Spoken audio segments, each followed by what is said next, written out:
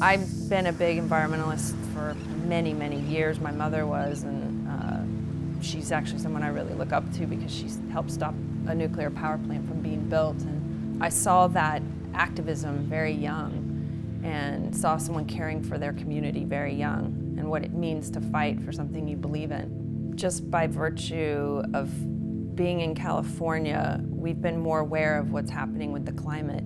And California's always been ahead of the curve and across the United States in making regulations and laws to protect the environment and to create more conservation in the ocean and clean up the ocean. I mean, I don't know if people realize, like, plastic never biodegrades, never. It just breaks down to smaller pieces, but it actually never leaves the planet. So the fact that everything we've ever created is still here, it's just maybe teeny tiny and like in us and in fish and in everything now. It's sort of scary. I love Jane Fonda. I think she's an amazing woman, and all that she's doing right now for climate change is super inspiring. She's putting her life to the side and literally spending every Friday for the next few months in Washington, D.C., protesting and speaking out and getting arrested, and it takes a lot of courage. I think there's a lot of people doing positive things within sustainability and fashion in the bigger industry. There are really cool young companies like 4 Days, which is a completely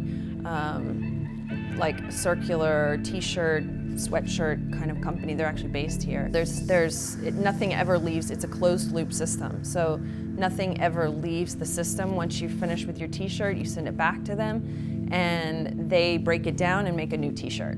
And so they're not taking any new materials, which is really awesome, and that's the future. Then you have really cool, fun, amazing brands like Reformation that are really sustainable, and Outer Known, which is a totally different type of company. It's more of a surf company. They're very sustainable.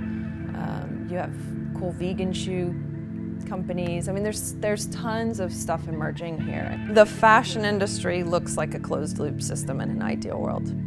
Totally circular closed loop system, so that we do not extrapolate any new raw materials. We use exactly what's already in the system. We break it down and we make new clothing with what we already have. And then obviously playing with vintage and the resale market.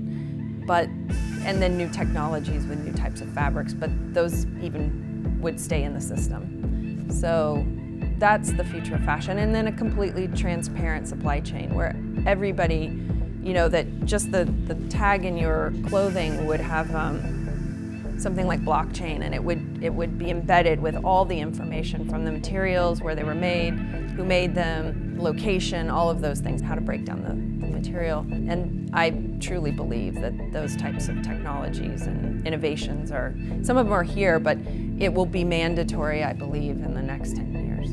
A long way to go, not much time, and maybe that's the catalyst. Maybe that will be the catalyst for some people. If you heard you only had a few years to live, wouldn't you try to do everything you can to make it the best life possible? I think that's kind of where we're at.